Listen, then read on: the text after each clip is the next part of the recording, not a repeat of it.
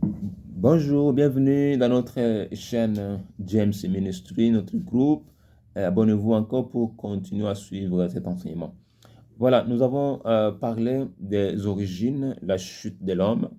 Voilà, j'aimerais donner le schéma. C'est une schématisation que j'essaie de faire. Donc, si vous avez un stylo, vous pouvez noter à côté. Il y a la création.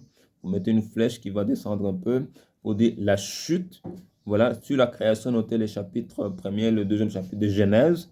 Voilà, la chute, mettez chapitre 3. Et ensuite, mettez une autre flèche pour dire les conséquences. Voilà. Et puis, mettez la première flèche qui va vers les conséquences sur l'être humain dans le chapitre 2 de Genèse toujours, versets 16 à 17. Et ensuite, notre flèche qui vient des conséquences vers les conséquences sur la nature, ça veut dire l'environnement. Chapitre 3, verset 17. Voilà. J'ai expliqué à ce qui concerne la chute, mais ici, je voudrais qu'on entre maintenant en profondeur ce qui concerne la chute parce que c'est la question préoccupante qui va nous pousser à comprendre le pourquoi du salut de l'homme. Voilà, la chute de l'homme est une catastrophe. Il faut souligner le mot catastrophe. Voilà, sur l'humanité tout entière. Voilà. Voilà, cette chute vient déduire l'homme, l'être humain, dans sa dignité à la gloire de Dieu, en un esclave.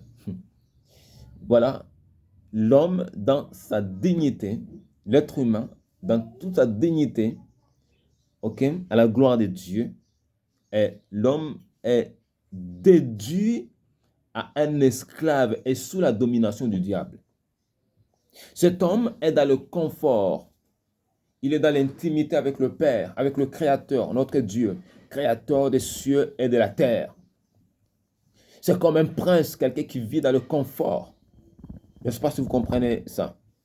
Et l'homme subit la chute parce qu'il a désobéi à Dieu. Il quitte cette position pour devenir esclave.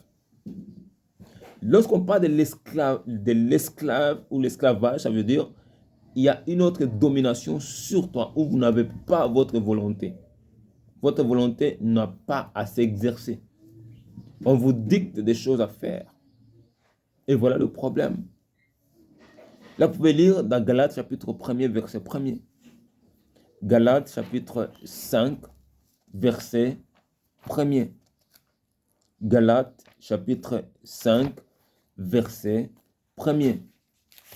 Je vais lire la parole de Dieu dans le livre de Galates, chapitre 5, verset 1er. La Bible dit, c'est pour la liberté que Christ nous a affranchis. Demeurez donc fermes et ne vous laissez pas mettre de nouveau sous le joug de la servitude. C'est pour la liberté que Christ nous a affranchis. Il faut noter, si Jésus est venu nous sauver, c'est pour que nous soyons maintenant libres. Voilà. Beaucoup peuvent se poser des questions. Comment, de quoi, que comprendre par rapport à cette liberté? Certainement, vous mangez bien, vous êtes dans le confort, une belle maison, une belle voiture, vous avez l'argent, vous avez votre travail, vous avez tout. Mais de quel esclavage parle la Bible? Voilà, c'est là notre préoccupation.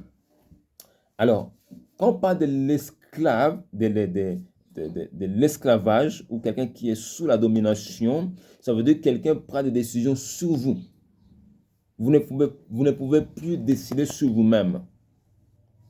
Et dans le contexte ici de la Bible, ça veut dire que vous existez aussi spirituellement. OK? Et cette existence, c'est sous l'esclavage, sous l'esclavagisme du diable, sous la domination du diable. Vous ne pouvez rien.